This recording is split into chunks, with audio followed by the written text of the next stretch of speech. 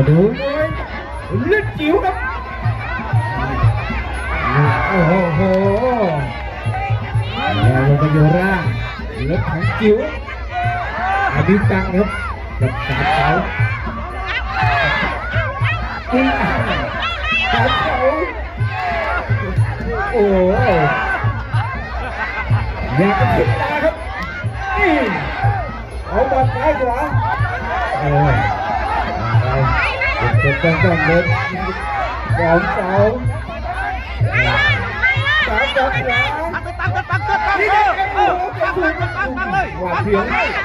ตั้งเลยกายเท้าเตะกันสายตาไม่เป็นมิตรกับตัวนี้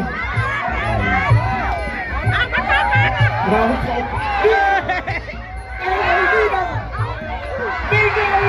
เขาโอ้โหมาจ้องไกลๆเข้ามาแลกขวากันบน2 ปีน2ไม่โดนแล้วก๊อฟปีนขวาแลกขวาคนละทีโอ้โหเข้าหมดยก